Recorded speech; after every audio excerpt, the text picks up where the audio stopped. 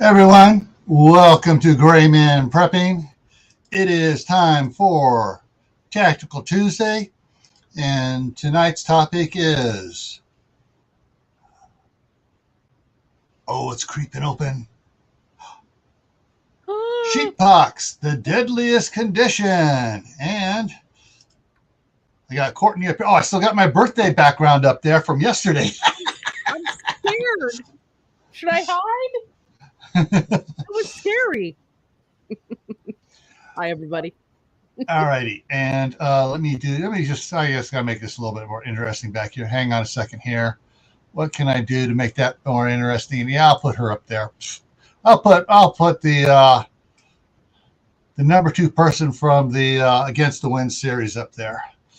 All right. So let's go back to the beginning and see who's all here. And welcome, everybody. Oh, wow, it jumps. There's a lot in here. Okay.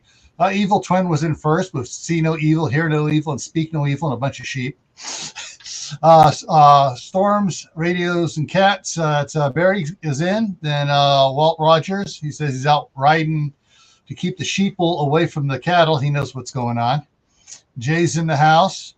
Pantry only recipes here. Garden State Gardener's here. Of course, Courtney's here. White Family Farm. Chipper 66 is in the house. And Kaylin Strain is here. Keep on coming. Everybody's chatting. Jay is in the house. Gear Grinding 19 is here. Everybody's talking. Prepping to Endure is here. And Moon Over Miami.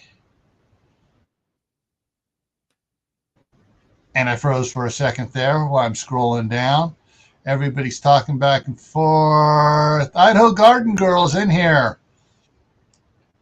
Tibor is in the house. Green Granny 2, Denise is here. Hugo Homestead, and it's CB is in the house. CB. Oh, come on, Courtney. You got to give her the long CB. CB. And everybody's talking here, getting caught back up here. Make sure I'm not missing anybody. Josh is here. Skinner Farms. Hello, cousin. And Vitra is here. And Q is here from the Continuum. And what else we got here? And looks like I'm caught up. It jumped some. I hope I didn't miss anybody. All right. So before we get going here, I'm a little frazzled. We just put 4 boys through a shower, and the last one was Poopy, and that was the oldest one. So, yeah. And right now, the staff sergeant's I heard her running back and forth outside with a couple of them. So, trying to get them tired so they'll go to bed, because after they came out of the shower, they were all hypered up on water. Hello, and Rachel's here. Hey, Rachel, how's the little one doing? Lurker. Yeah, she's looking from Hawaii with her little one. I mean, little one. Aw. And all right. Okay, so tonight is going to be a bit of a warning, a bit of a pun, but with all seriousness behind it as well. All right, so let's go over here. And do I need to hide under my desk? Huh? No, you're not going to need to hide under your desk. Okay. But, okay.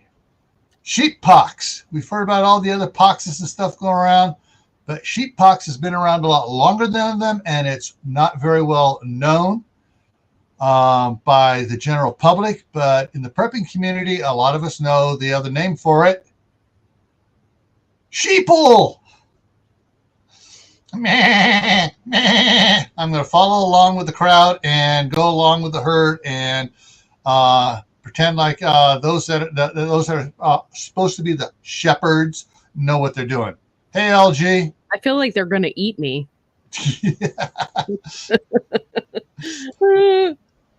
So, are you afraid to speak up when you know something's wrong or you know the truth? Are you frightened by the masses chanting their slogans? Are you a go along to get along person? Are you taking in when they say you're the enemy for believing the way you do? Then you are a sheeple. Yeah, you're a sheeple. Okay. Let's see. Suburban Hillbilly came in. Glenn How to Garden came in. Glenn had a good live last night. Glenn, are you going live again later tonight? Let us know. And you're right. There is no vaccination for sheeple pox. Suburban Hillbilly, they sound bad. Yeah. It's like you can't fix stupid, but you can't smack it upside the head with a 2x4 and maybe it'll learn something. Hi, Uncle Al. How you doing? There's Al. Okay, hey Al, how's it going? Okay. So why is sheeppox the deadliest condition? Well, basically, people blindly follow the crowd, almost like lemmings, and they believe anything they're told. And what's it going to do for them?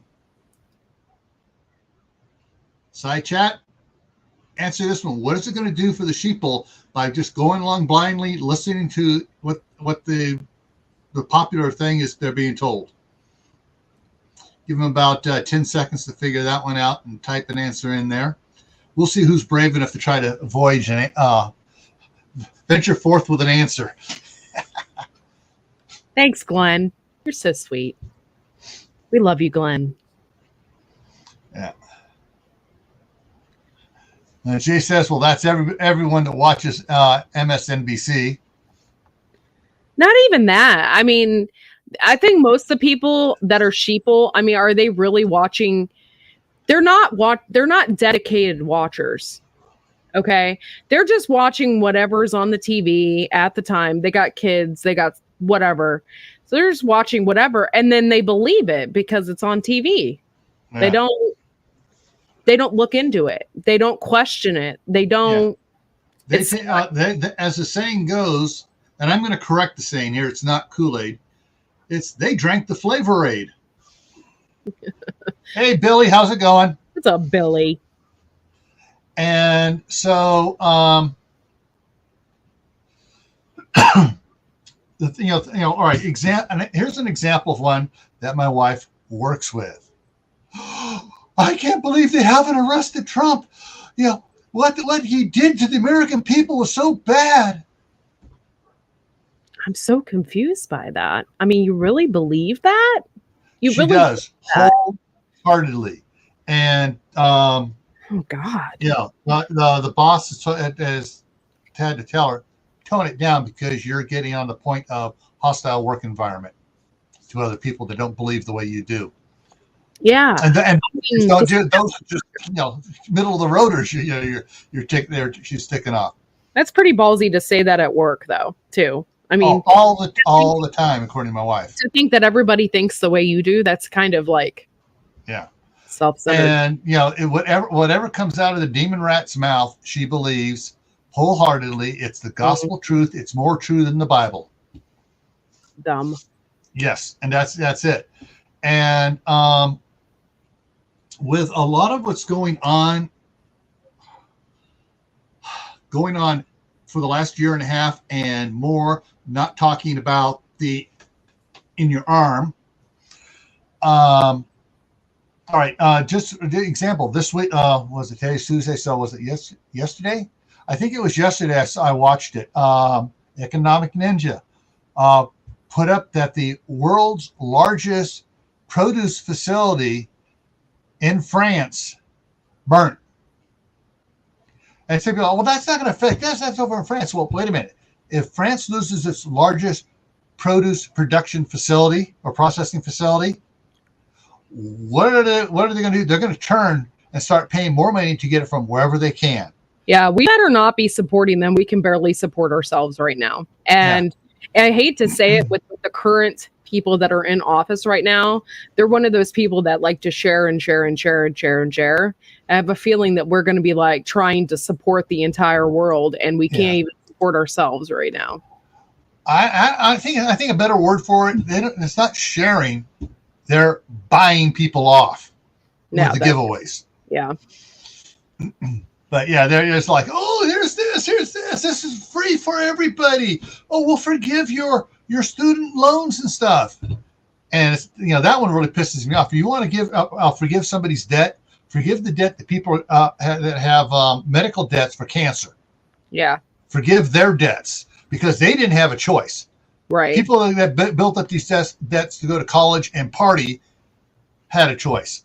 Right. I totally agree. Like, yeah, I'll never forget when my dad had cancer. He had his first treatment, and my mom took out a special insurance a long time ago, just in case something would happen. It was like $50 a month, and it was kind of works like Aflac in a way, but if you ended up getting cancer, you get all of your money back that you had put into it throughout the years. Mm-hmm. And not only that, they will pay your bills, but you have to send them your bill in the mail. My dad's first cancer thing, even after the insurance and stuff covered it, was like $50,000. Who could afford that?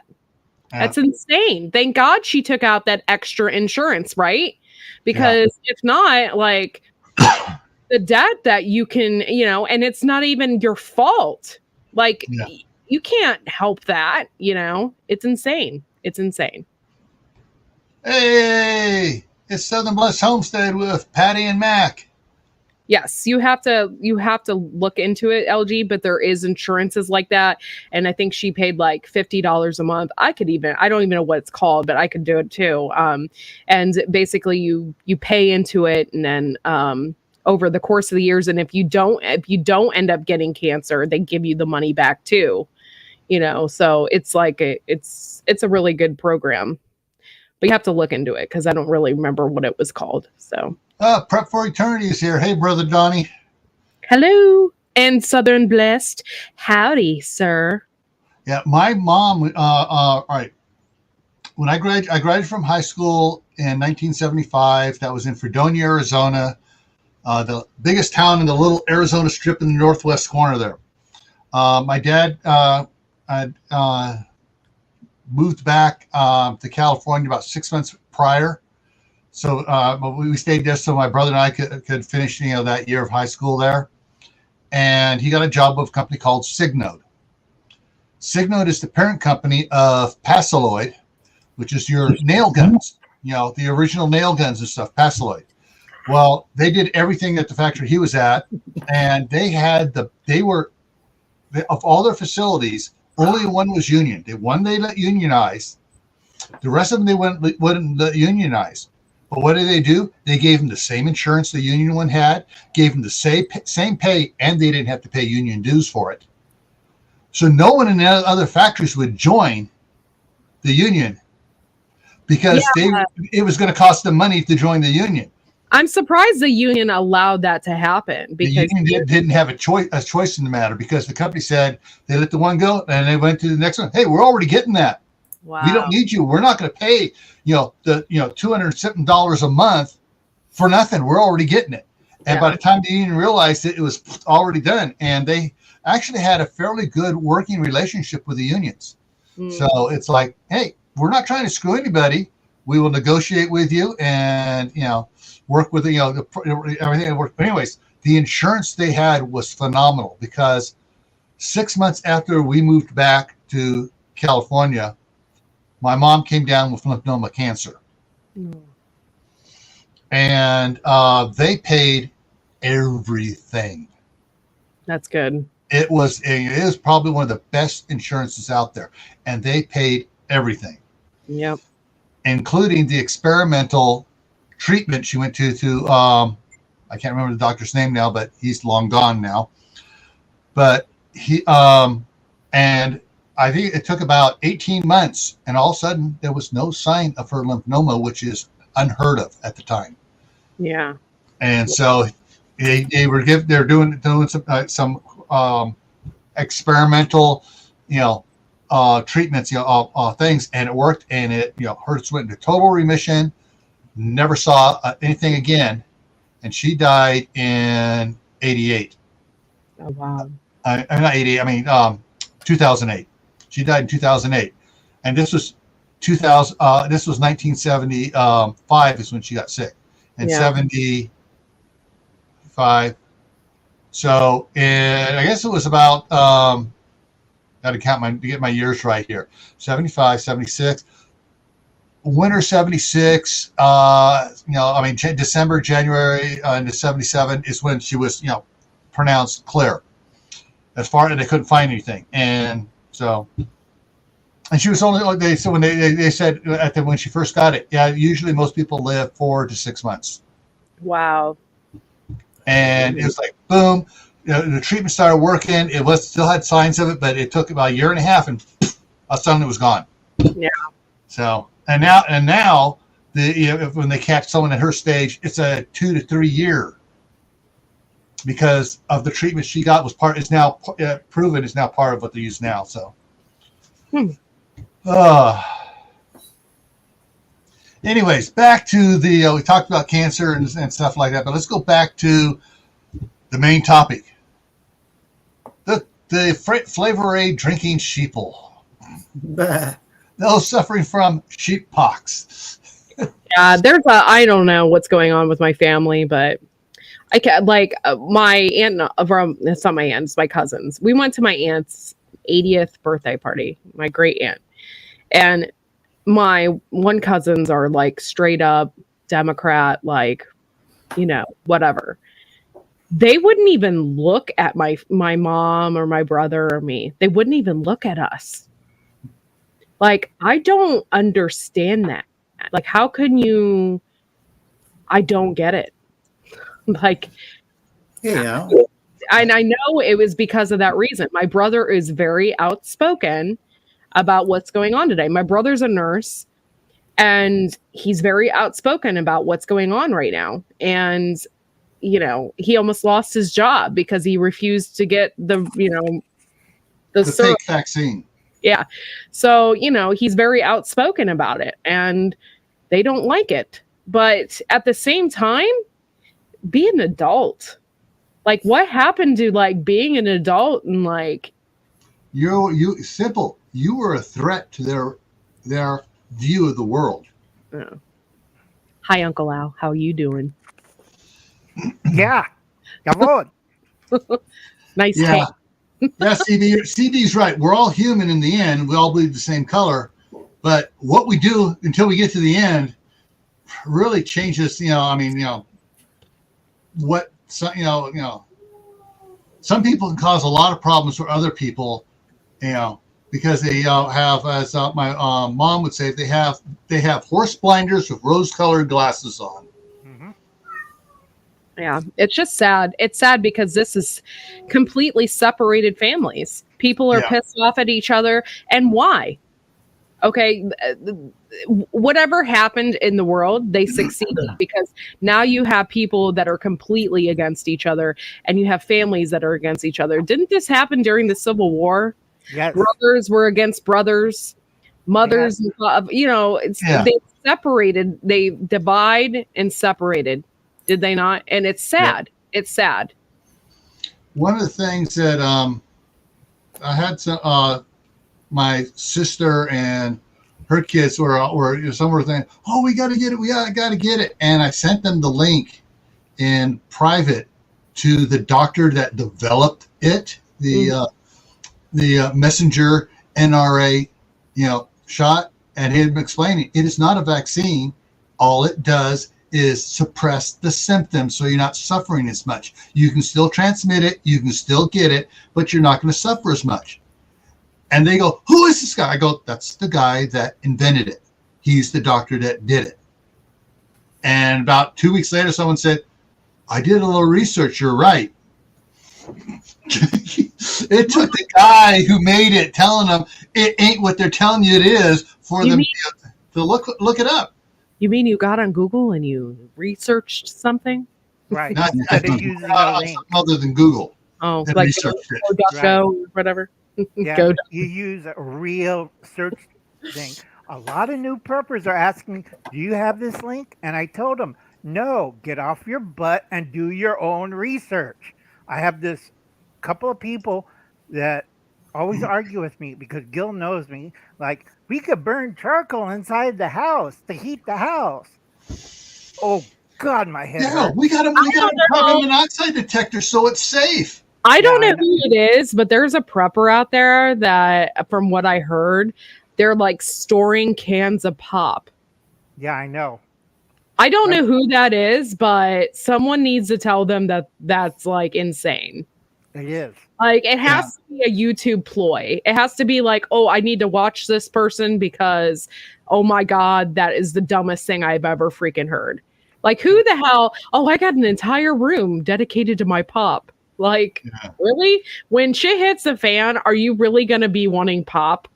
Like, I've heard about several people doing that, and their theory is, oh, okay, this is something that all of a sudden is going to disappear, so we'll be able to barter it for something else from other preppers. And it's going to be expired by then. Who's going to? That's what I was about to say. I mean, you better be circulating that, shifting it around, drinking and the older it's so stuff freaking before it goes flat. expensive. It's expensive. It's probably more expensive than half your preps.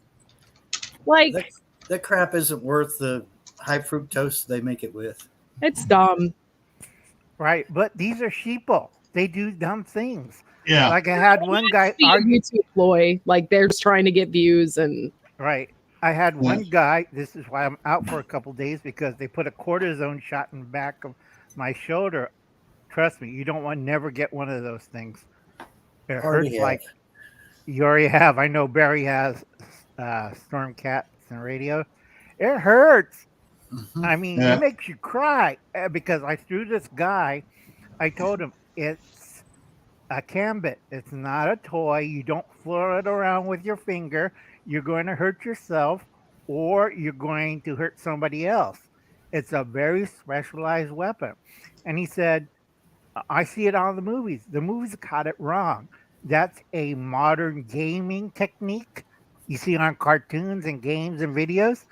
In real life, if you put a ring around your finger and you have a bar to it, what happens to your finger if I do this? Yeah. Yeah, it breaks. So I broke his finger because he was sucker punching me in the back. Yeah. I'm not judging anybody on what they prep, but that is asinine. I think that's completely asinine. There having been teaching emergency preparedness and response since 1971. I can say is there are some things people prep which have never made sense to me. To them, it makes sense. Their logic thinks, well, if that's not the only thing they're prepping, if they're prepping food and water and medicines along with that, fine. And if they are rotating their soda stock, if they drink a lot of sodas and they're rotating through stuff, then their supply's not that going to be going bad that quick. Hey, Susan. I also I typed in a side chat hi to Gardner Josh, and Suzanne just came in. And did someone else sneak in there? Honestly, this is just the way I think. I don't want to barter with anybody. I'm a selfish prepper. I'm going to store what I can do to survive. I am not going to stockpile cigarettes. I'm not going to stop to barter with anybody because I don't trust anybody. If I'm going to barter with somebody, that's opening up a doorway for them to come and see what I've got. No, I'm not bartering with anybody. I'm a selfish prepper. Hey, where to be in Homestead? When it comes to bartering, I'm very leery of bartering as well. However, I will pay attention to what's going on. And if the community out and about here sets up a farmer's market on Saturday, come and trade what you're growing with someone else what they're growing type thing, and it's those in the neighborhood and stuff, then I might go over there and okay, if I need something that I didn't have a good crop on this year, I may trade something I had a bumper crop on to get something that I need. Yeah. But I'm not going to be going. But generally, bartering for me ain't going to happen until 5 years after everything's gone down the toilet and everyone realizes what SHTF really is and what the end of the world as we know it actually means. There's going to be a whole groups of people out there that are just going to search for people that have extra stuff. Like cannibals. And I hate to say it that not everybody.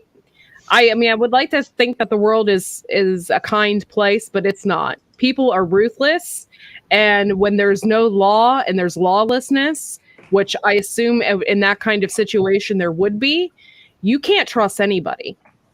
So save your preps, save your own ass, get the stuff for you, not for other people, because unless you have a skill.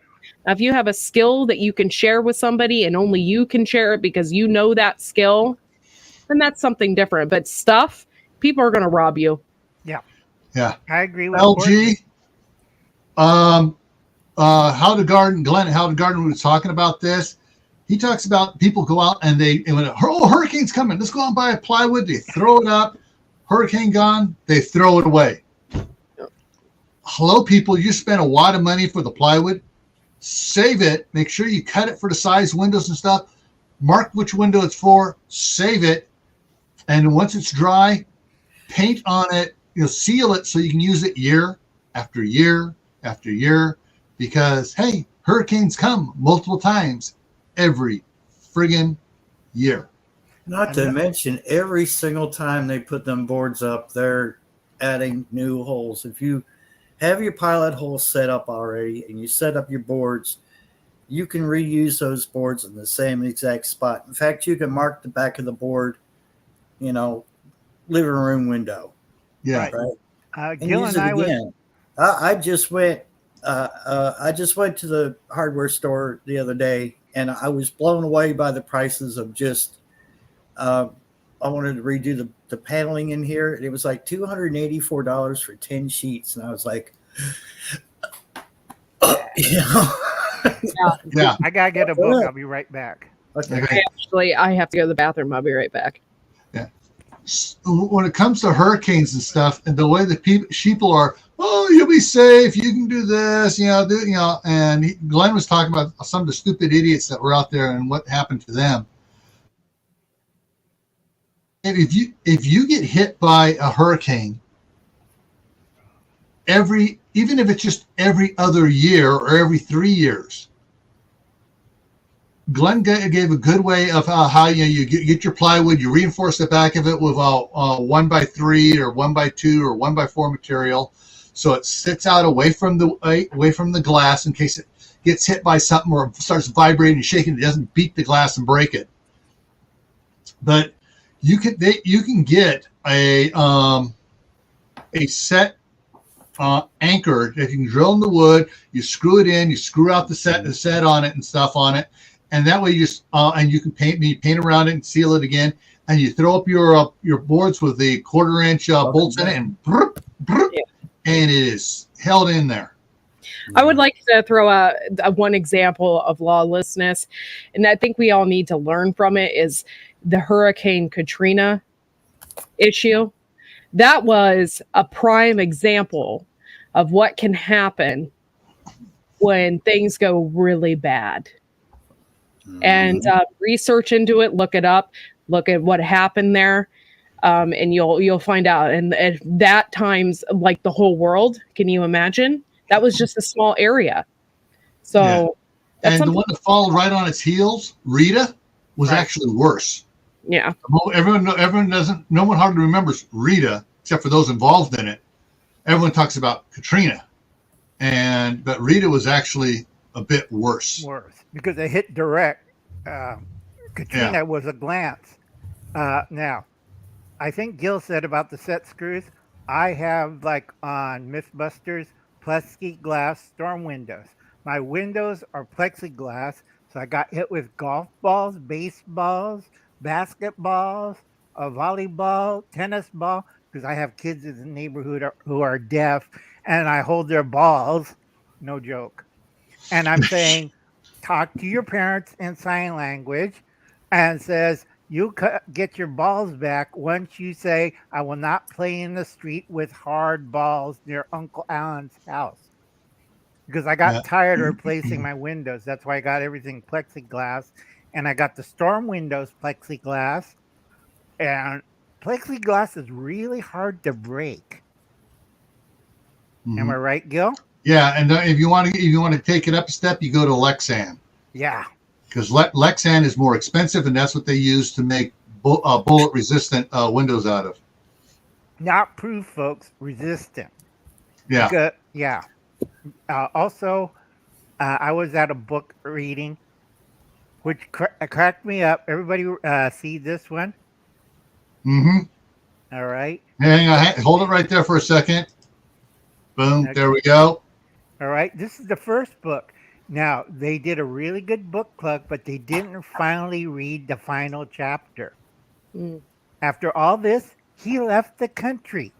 His second book was originally in Spanish, and it was relocating and leaving Argentina, because he did all his best for the remaining years he was in Argentina, and then he left. His family already went back to Spain. His brother and sister went to Mexico, and then finally he left. Okay? They didn't read the second book because it was not published in English. I'm trying to get the English copy of it. The first book sold well, but nobody read the first book. They didn't read the third book, which was Street Smarts, which was a repeat of this with added stuff. So I tell a lot of sheeple, if all else fails, do you have a plan B? Where do you go from there? Yep. Yeah, one of the things that really bothers me with what's going on now, even with all the supply chain problems we've had building up over the last several years, people have gotten used to it. Oh, it's just the problems because they can't hire enough truckers. It's all going to be fine. They got stock back in. When it actually tips the scale and they hit that breaking point, yeah, all bets are going to be off. But one of the things that bothers me is that when that happens, there's going to be a bunch of angry sheeple coming after everyone else. And who are they going to blame? Are they going to blame themselves? No. Well, they're going to be mad. They're going to be mad because they didn't take care of it. They're going to be a little bit blamed up, but they're going to project that blame onto somebody else. Are they going to blame the leaders? No, those are our leaders. They're blaming other people, so we're going to go after the ones they're blaming. Who is that? Those that actually prepared and were ready for it. There's a damn fly annoying me in here. Be back. But I talked to this with another practice prepper homesteaders, and he made a point that a lot of people will blame, the sheep will blame preppers. Uncle Alan isn't a prepper. Uncle Alan's old as dirt. So whatchamacallit, they'll blame preppers or people who prepared or people who garden or people who are Jewish or people belong to a certain church. Gil knows what I'm talking about. Oh, yeah. I mean, here's something that most people don't know. Going back to Katrina. 6 months before Katrina happened, there was a memorandum issued that said, that listed, hey, this has been going on year after year after year. These things need to be put in place. These people need to be told what the procedures are, because you had a bunch of people down there in the southern states that were under they had an illusion of how FEMA worked, and they had to go, and what happened when that memorandum went out? Oh no, that's too hardcore. We can't tell them that. And a follow-up memorandum went out. You're going to have a lot of people dying because you're telling them to get 72-hour kits. 72-hour kits are a leaky life preserver. They're going to drown. And guess what happened? When Katrina happened and Rita happened, I got a bunch of apologies because they didn't listen to my memorandums I sent out. At the time, I was the emergency management coordinator for Homeland Security. And I told them all, hey, you guys, you guys aren't paying attention to history. It's going to come back and bite everybody. And the thing is, though, what most people don't realize, FEMA cannot act until the state has put forth every resource it has to that event. Mm-hmm. And the counties or parishes have put forth every resource they have to that event. And the cities, it's not like in the movies? No, it's not. And the cities. Oh my God, mind blown. Yeah. And so Mayor Nagin was saying, we're not going to put anything, use any of our resources. We're going to get FEMA to do it. And when FEMA said, no, you have to use your resources, what did he do? He goes out and starts making things. FEMA refuses to come in and help us. We're doing everything we can. And he was lying through his teeth. Oh, yeah. Remember when he did the 43 school buses underwater? Yeah. Remember that? He never used them. Yeah. And that's the thing is, there it's called the Stanford Act. It was actually created by a junior senator, Mr. Ridge, who turned out to be the first Secretary of Homeland Security. But he was so new and newbie and stuff that Senator Stanford said, hey, come on, let me sign on to it. I'll help you get it through. This is a good legislation. So it got called the Stanford Act. And it basically says FEMA can't act until the states act first.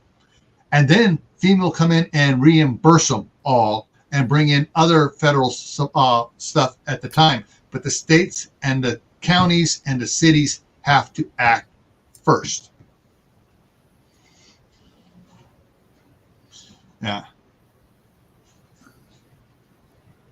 I love how they built a brand new Department of Homeland Security right up the road from me, and it's never used. Yeah. Great big bay door, brand new fire trucks. I don't even know why the hell they have fire trucks. They have a volunteer fire department right up the road that sees more action. Political pork barrel. Yeah. They got told, build stuff here, build stuff there. And we fought like heck against some of the expenditures. And it was like, no, you're getting this money. You need to do this here. And there's a lot of crap that got built that had no business being built where it got built.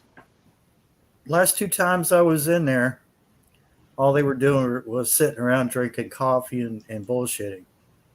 Pardon my French, but and that's the thing is there are certain things that are set up to spend money, so the people that pass the legislation get kickbacks. But that's another story. But the thing is, so you get these people out there that are believing everything coming out on the quote mainstream media, or as I like to call the major one, the counterfeit news. Froze again. They cut me off. The counterfeit news network, or back in the day, we also called it the Clinton News Network. It's his radio's going. Hey. Or my favorite, the Chinese News Network. Yeah. Anyways, they believe everything put out by these people who are no longer news reporters. They are propaganda peddlers. Right. And so they believe everything, and it's got to be true. And then they present fake facts to support what they're saying. Or if they get caught and told they have to do retraction, the retraction is done on the back page of the newspaper, or it's done in a little blip immediately after the commercial break before everybody's come back. But all right, we made a mistake on this. This has been retracted, and that's it. Right. No truth of what the actual thing was. They just retract what they said. Right. Gil, remember that once civilian news network report? The lady was talking to the police chief, and how was the man murdered? And then the guy who's supposed to be murdered came up behind them and says, I'm not dead yet. I'm still alive. I'm waiting for the ambulance. I have cracked up over it. CNN was red. The police chief was red. The guy's bleeding to death, and he's telling them, I'm still alive. Please get me help. Yeah. Oh my God. Yeah, there's been a couple instances like that where they report that someone being dead, and the person's like, no, I'm not. The one guy wasn't even injured, and they gave him as the dead person, and it's like, Yeah. Anyways, yeah. So, so whenever when you hear information, even from me, or Courtney, or Barry, or Uncle Al, or Corsair trainers, and Steve will agree on this. Go, double check what we're being told. Do your due diligence and research what we're telling you. And don't use links. I swear to God, if I see another link, I'm going to scream and chase people with one of these. What and whatever you do, I hate these channels, and I'm going to put it out there. If there's a channel out there saying buy my stuff, this is what you need. I have these prefab kits and stuff. This is what you need to survive. Unsubscribe from them. Never watch them again. But there are some channels that say, hey, I put stuff on Patreon because YouTube takes it down, so I put it over on Patreon. Yeah. And I can understand that, because YouTube does yank down some of the channels because they come out even more forcefully than I do. And they say, oh no, so you can't say that, and they take it down, and so they put the really meaty stuff up on there. Of course, they also use a little more explicit language over there on it because they're really getting frustrated with the idiots out there.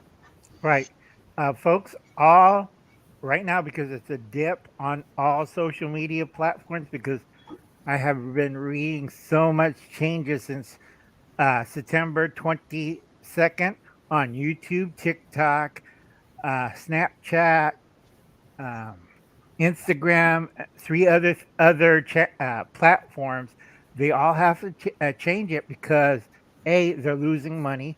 B, the people are getting tired of each platform messing with the other platforms. Like YouTube's trying to be like Netflix or TikTok or Instagram. So they're fighting each other, and the FCC is looking at everybody. Yeah. And a lot of people don't. Go ahead. You have a thought. I got a comment here. Okay. No, Josh, that's not what I'm talking about. It's the ones that say buy my stuff. Not the ones that are saying, go ahead and watch the commercials and stuff, but I'm not supporting those commercials. Are most likely not what I support anyways. It's the and YouTube isn't paying as much as they're supposed to be paying out to people. No, it's like over on my other channel, Great Camp Patton Family Compound. It's monetized, and I track what I'm supposed to be earning off of all the stuff. And the last several months they've been only paying me half of what they're supposed to, and they haven't been paying me any of my membership fees or froze again, or my super chats or super stickers or anything. I've gotten no money on that. Say, oh yeah, we paid you. No, they didn't. And who's it? Chris Wyatt. Same thing happens to him. He tracks everything as well. Right, because it's called sharecropping. You're their slave, and you say yes, master, no, master, and they beat the whip on you. Yeah. I had a big fight with YouTube. That's why they got me in the YouTube ghetto. Because if I put something on provocative and I follow TikTok's short rules, I get 2,000, 3,000 views on it. But if I don't follow it, I'm in the YouTube ghetto, and I get 700 views for this exact same thing of me cutting a sandwich with a Cambit. Which was completely funny. It was. Also, I stirred my coffee with it, and I got 2,000 views. I'm looking at people, how in the hell I did that? Tibor, I can't remember who said the world is but a stage, and it is true. But the ones that say you got to buy my stuff if you want to survive. William Shakespeare. The ones that are hawking stuff. Okay, William Shakespeare. The ones that are hawking crap and saying this is what you need to survive. No. Yeah. I will never tell you to buy anything that I have any connection with. Yeah. If I try something out and it's fantastic, I'll tell you about it. Say, hey, I'll recommend it. I won't say you have to go out and buy it. I'm just saying, better. It's like, yeah. He's like, some of the stuff I've used and stuff. Hey, this is great. It worked great. It's good. Of course, there's always some of this stuff I used it worked, but it smelled like crap, and it made me worry about what fumes it was putting off. I'm not going to say which one that is, but something about being really clean. But yeah, there is a lot of things out there, or a lot of channels out there that are just they're hawking stuff to make money. Right. They're desperate. Now, I'm not talking about the ones that have. There are some good channels out there that have, what do I want to call it? Channel memorabilia type stuff, shirts and stuff. You know, that's not what I'm talking. I'm talking about ones that say if you want to survive, you have to buy my backpack here with all the gear in it, stuff for $900, and it's got $25 worth of crap in it. Right, and it doesn't work all the time either. Yeah. Or my favorite one is everybody's selling these old lights, but they don't tell you. Some of them don't take batteries. You have to have a USB cord attachment to it. Yeah. That's fun if you're in an area like we only have AAA, AA, and this little bitty battery for $75. And you find out it doesn't take any of those. Yeah.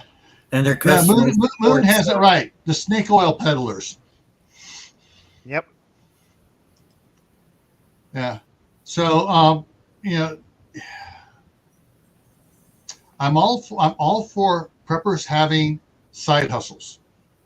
I'm all for homesteaders having side hustles. But I'm not for someone who's saying that, that's saying, hey, this is what you have to do. You have to buy this if you want to survive. Right. Remember we covered this on the food buckets? Oh yeah, that we've covered it several times. We covered it way back on just in time preparedness on Monday Night Roundtable several times over there, and over on Dave's Southern Ohio Prepping. We've talked about this before. Right. You know, don't be a prepper sheeple either. Don't go along with some of these channels that say, so you got to have this. Oh, I got to go out and buy that. It's the latest and greatest. Or worse, they're going like this, and they have fear porn and panic. And I'm looking at them like. Yeah. I still have stuff I bought before I got married. I haven't thrown it away because it's just as good as it was then. I don't need the latest and greatest light that does 20 different things of the color spectrum. And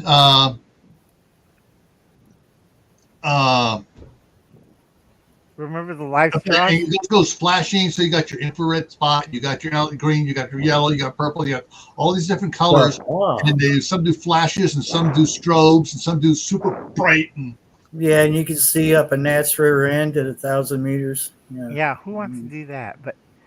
But Barry's right. Also, remember, guys, I think Courtney, we were talking about this one time, the life straws. Remember those things? Oh, stupid.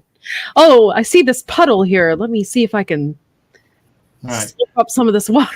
Barry, do you use that Odessa? Those life straws are stupid. I have Odyssey. Yeah. Or Odyssey. Sorry, I'm just still can't read right. Okay, so Odyssey. I'm going to put that. I'm going to copy your comment and put it into the chat. Okay. Okay, it's fine. Friends of mine in the UK swear by it, and I think it's a good idea. And you can actually make some money. It's a different platform as far as making money goes. Mm-hmm. So you have to read. Yeah. All of my videos, other than lives, I have backed up on a external hard drive.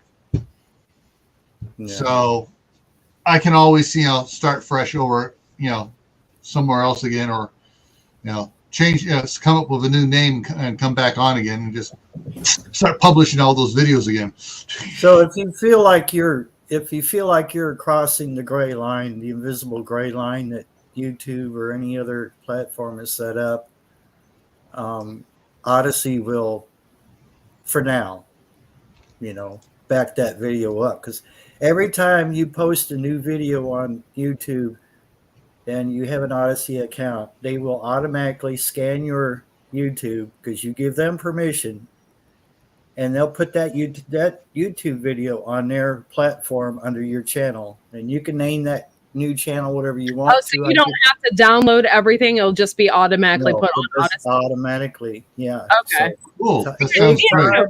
Me and you, we'll have to get a melon started, and we can talk about this. Yeah. Hey, Bob. Bob is in the house. The Bob is in the house. All right. So we got about 8. I don't know why I threw that out there. I just realized what time it is. We got about 8 minutes left here. So, dealing with sheeple. Hang on. Dealing with the sheeple.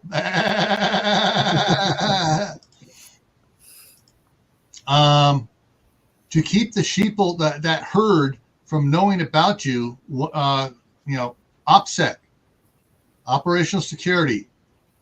Don't let everyone around in your neighborhood know what you're doing. Okay, it's part of another thing is I call it prepping in private. So if you're small, insecure, prep in private. If you go out to Costco and you get a bunch of stuff, don't bring it all in the house at one time. Bag and box your stuff up so that you bring in your frozen foods or your refrigerated. You bring in some of the stuff. You leave the other goods out there for till after dark, and you bring them in. Unless, of course, you can pull in your garage, then you unload in your garage. But if your garage has room to pull your vehicle in, pull it in, close the garage door, unload, and leave your car in the garage overnight until morning. Right. Hey, Bob. Hey, guys. So one of the things that's one of the things with sheeple is and you don't have to bring it in the the store bags or whatever that you have it. You can go, like if you go to pick up some of these big bags from Kohl's or TJ Maxx, whatever, you keep those in your car at the grocery store. You put all the stuff in those bags. You come home, you pull out these clothing bags, TJ Maxx. Oh, they just went shopping again at the store. They're not thinking food. They don't think you're prepping up on that stuff. And so that's some of the things you can do there. This. I'm sorry. I'm just go ahead, Bob. Prepping to endure. Ask a question. Do you think people are watching what you buy? Perhaps they are. Perhaps they're not. Depends upon if you run your mouth to the cashier. But people are watching what you bring into your house. We're moving out of here. Hey, Oz, we're moving out of here, and I'm marking the boxes in a different language. Like I've got fighting gear, shoulder holster, all that stuff, and I marked that in a Bisaya word. Nobody around knows Bisaya. It's the word is Owai. It means fighting, and then all of our food is baon or gulay. That's Bisaya. There's a lot of people who speak Tagalog, but not that many people speak Bisaya. So they, how it is when you move someplace, you get some nosy neighbors that always come around. They can look at my boxes. Go ahead. Yeah. Don't open them, but see what they're labeled. Go ahead. You can't read it. It's not about being paranoid. It's you got to think about your surroundings. So, what's really popular right now? Mm-hmm. Ring cameras, right? The doorbell camera. Yeah. Those things are really high detail because they want to get the person's face. Yep. So if they come up on your porch to steal your package, you can say, "Hey, cops, here's the picture of the perp."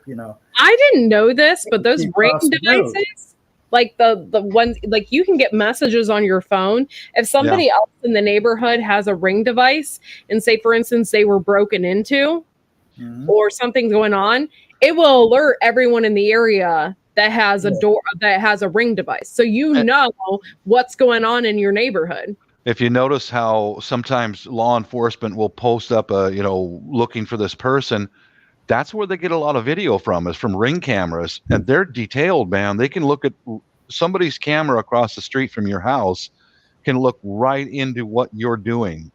They can look right into your garage, into your front door. So that's yeah. It has and again, I don't think that's being paranoid. That's just being aware of your surroundings and what people can see. I like the one saying about being paranoid. Just because you're paranoid doesn't mean that somebody really isn't out to get you. Yeah. You can be paranoid, and there could be someone out there going trying you. So you're paranoid for a good reason. Yeah. Well, I look at life like this. The only difference between a conservative and a liberal is a liberal has not been the victim of a crime yet. And as soon as they are, oh, geez, I guess I better wake up. Yeah. Oh yeah, there's a lot of and the thing is though, I've known a few sheeple that even after something happened to them, they still say, and they're still, oh, the person that robbed me was just it was society that drove him to it. It's not really his fault. Yeah, he still got in your house and stole your stuff though, didn't he? Yeah. And he ain't your friend. Nope. Yeah. Hey, Auslander, how's it going there? Not bad, mate. Not bad. Just wanted to pop on, and you mentioned OPSEC. Mm-hmm. I think Bob and Bob, you can correct me if I'm wrong or jump in and fill in the gaps, whatever. But I think Bob has got the right idea in pretty much maybe even what could be the last little time gap possible to physically relocate to I'll use the term safe place, right? Not in safer. Wow. Yeah, safer. But you know what I mean? Not in the woke sense, but literally relocate, reallocate everything that you have, and organize yourself in a way that you are safe and sound, and that you are in control more so than what you are now, where you are currently located. Yeah. Because when it comes to OPSEC, all of our details are online. All of our details in the hands of those who want them, not need them, but want them, regardless whether they're hackers or government or whoever, or even local freaks, neighbors. But once you relocate and you know that you've done so in a efficient manner, / as efficient as possible and as safe as possible, you have the ability to start fresh, as what you were saying, Gray, sorry. I apologize for that. No problem. That the people around you do not know everything about you. So hats off to Bob, and it is only my personal opinion here. This could be the last little gap of time in the coming months or years where that can be done in an efficient manner, put it that way. Yeah. Yeah, there's I'm just trying to, there have been several people that have on their channels have moved. Not so much for that, but trying to get to a better situation where they can keep on prepping a little bit better. But yeah, I mean, what Bob is doing, I'm surprised that Bob's stuck it out there in that house as long as he did. Yeah. But the fact is, he has his final location set and over there, and he's just waiting to do what he deems family necessary to take care of family members, get them up, trained, educated, and stuff. Yeah. Before they pull chocks. Mm-hmm. Yeah, we're gonna stay here in this state, and then eventually go overseas. Eventually, but yeah, I've done everything I could to get everyone to the range. And Mrs. is a black belt. She taught us stick and knife, and we also sent the kids through not self-defense courses. Those are kind of bunk, real proper martial arts training for the kids. And that's one of the reasons why we stayed in this location, because it was very convenient. Everything that we needed was within a very short distance, everything we needed. So kids are grown up. They all have their own cars, their own lives. We're getting out of here, Yeah. So, and then, and that's, I mean, I have a feeling, Bob, that the sheeple are going to revolt in that where you're at right now. So once you're out of there, you'll be safer. Yeah, let's hope so. Yeah. But then, the thing is, I've noticed even here in Idaho, we're getting inundated with some sheeple that just, moving in from other states, or they've gone to other states for education and come back here, and it's like, yeah, it takes time. Just give them a little bit of time to adjust, really. Yeah. Because if you've got a neighbor or someone that from another part of the U.S., You can learn a lot from them, especially if somebody who grew up in South Central Los Angeles or someplace like that. There's a lot of information there to how to stay alive, because they're really situational aware in the big cities on the West Coast. We have to be, you know. Yeah.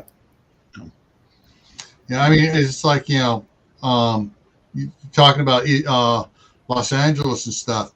I was born down there in Glendale, but I've lived, majority of my life up in the San Francisco Bay Area.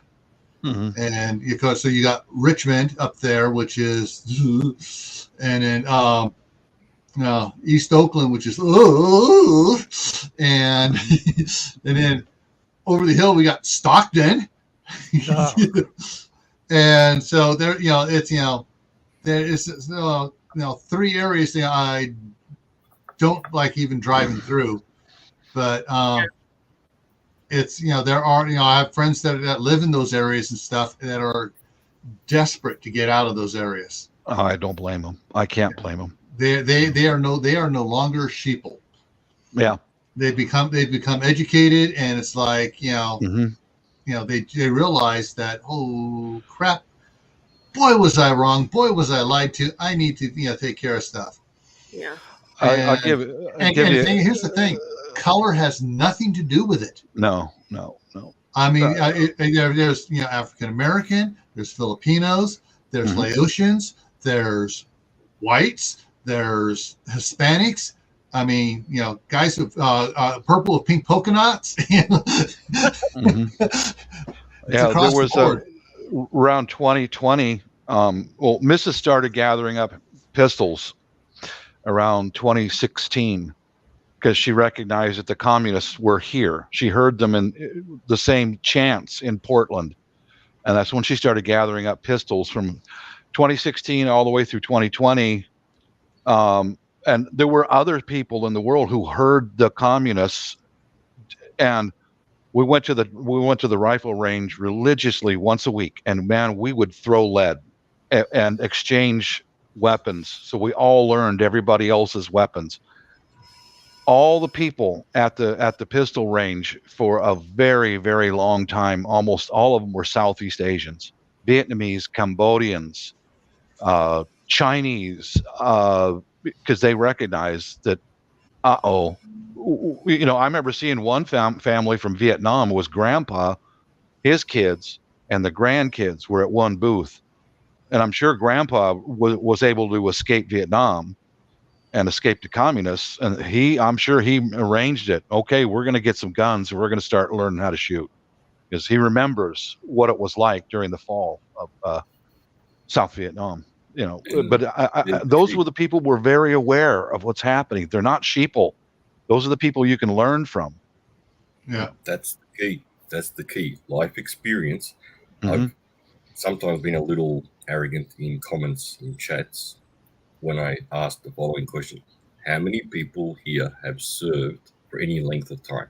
How many people have even been in the Boy Scouts or Girl Scouts? And how many people have experienced any former, quotation marks, former Eastern Bloc country? Haven't been to the East, but I've done all of the above except for the Boy Scouts. Exactly. Yeah. Well, I just throw that in there so that, so that there's some sort of skills learned somewhere along the path. But the former Eastern Bloc country question is the one that gets everybody. Silence, crickets. I'm too girly to serve. Sorry, it didn't happen. I don't wish to impose that upon anybody so that somebody feels somewhat less qualified for anything. Yeah. All I'm saying, experiences will help you learn and recognize what is around you. Those people who have experienced any type of totalitarian / authoritarian / communist socialist regime recognize it immediately. You hit the nail on the head there, Bob. Those who haven't experienced it, guess what? They don't know what they're dealing with. They may think they know. They can read all the theory they want, but until they live through it, whether it be for a year or 2 years or 10 years or whatever that time span may be, and not just a tourist with $1,000 cash on hand at any given time for a few weeks going through a socialist / communist country. No, sorry, that does not qualify someone to understand and know what they're dealing with around them. You hit the nail on the head, mate. And I was actually going to try and say something, this pretty much what I just said, but then you jumped the gun and said it before me in a way that is real life experience where you saw it happening around you in the USA. Yeah. So we're not talking about in Cambodia or in Vietnam or in China. We're talking about in the USA. Victims of socialism/communism regimes recognized the rhetorics, recognized the propaganda, recognized the mentality, and recognized the immorality of it as well. Yeah, there's the maintenance guy for all these houses. He's from the Ukraine. He's been here for a long time. And I was watching a video of the riots in Portland in 2016 during the election. And he's here fixing something. And I mentioned to him about that's the same thing that they said in the Philippines. He goes, yes, that is communism.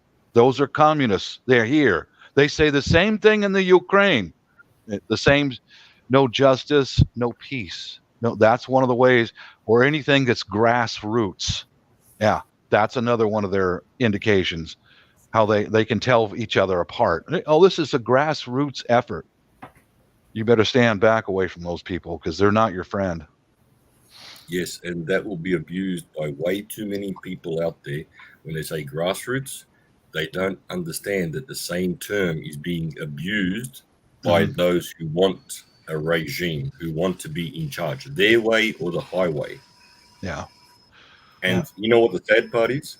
All those people that support those types of ideologies in free Western, quotation marks, free Western nations have never experienced it, and they do not understand one single piece of information that has always been the case, and that is the regime gobbles its own children up. Exactly.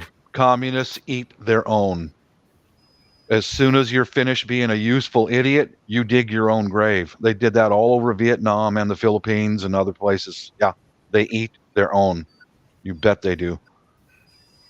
Yeah. Well, I want to thank everybody on the panel that came up here. Actually, I forgot to do something here. There we go. Support our panelists. Join their channels too. Some good information out here. And one of the things that I would also like to thank is everyone in the side chat. Thank you for coming in here and all the good stuff being thrown up there in the side chat and information being shared on the side chat as well.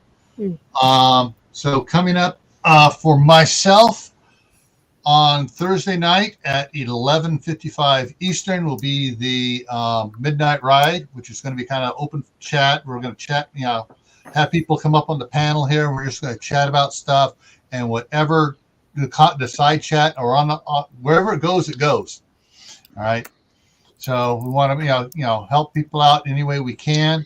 So that's what's happening there with that.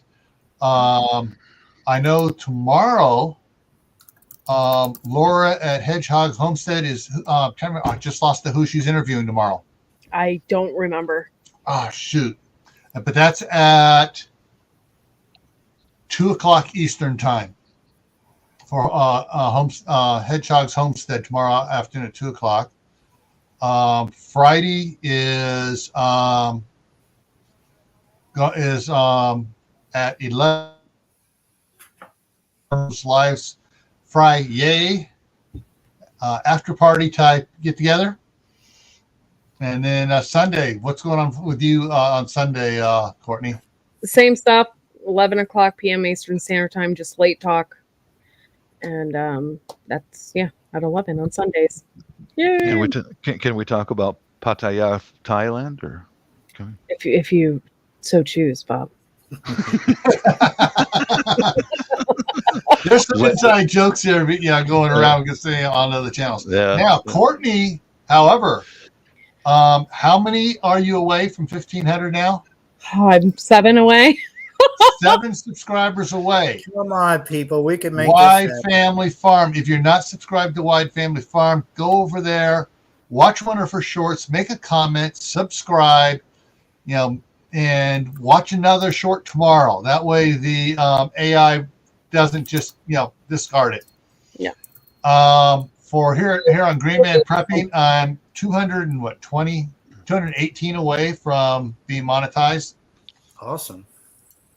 So I'm boatloads over on the watch hours. Those that are here that are subscribed watch my stuff.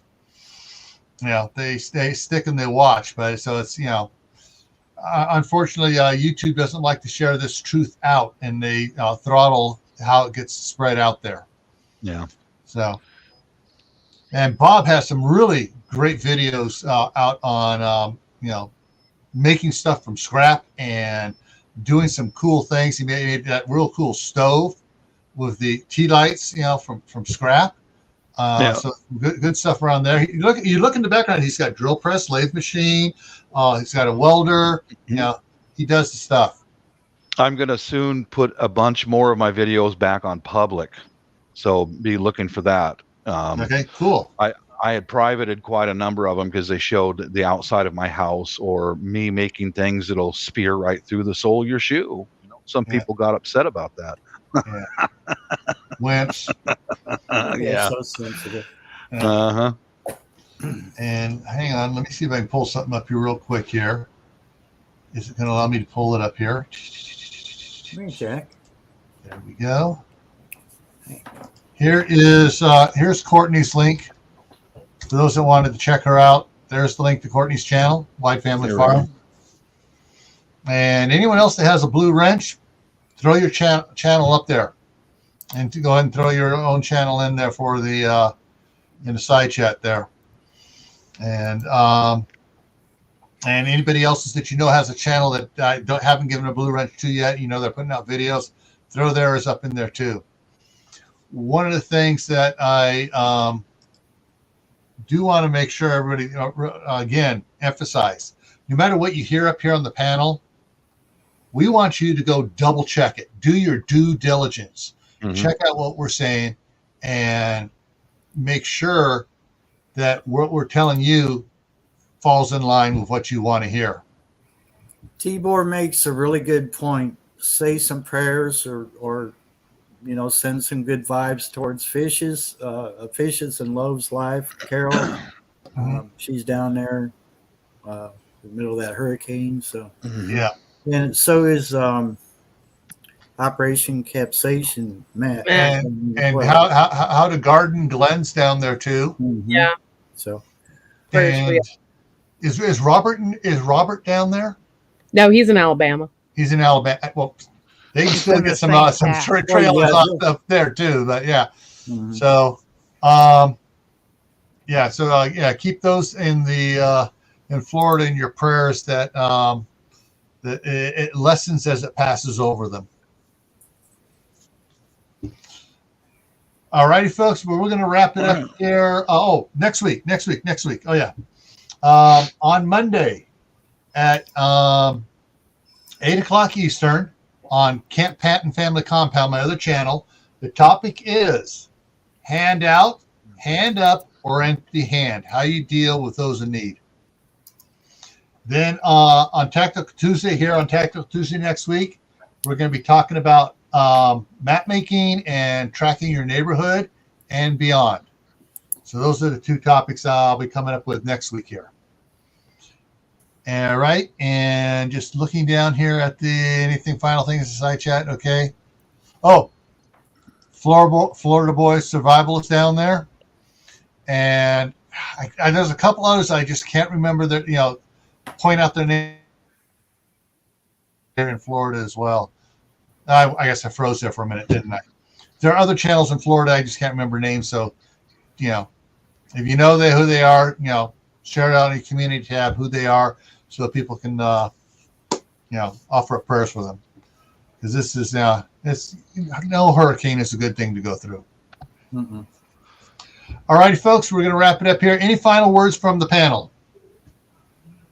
Nope. God bless. Yeah, live, love, dance, enjoy life. It's good. Life is good. And then come to my late talk on Sunday nights. live long and Yeah, prosper. you didn't come to Courtney's late talk on Sunday night. or on Thursday night, come to the midnight ride, and we'll over here on my channel here. All right, folks. Courtney's gonna have ledge dancers on her. Yeah. Yes. Wow. I'm gonna get those last 7 subscribers if it. If she'll get them if she has to burn a loaf of bread live on. Yes. But that involves a naked husband, though. So. No, he has to have a towel wrapped around him. Oh. I don't know if anybody wants to see that. I don't. All right, folks. We'll see you later. Take care, and we'll catch you on Later. one of our live streams. Bye, guys.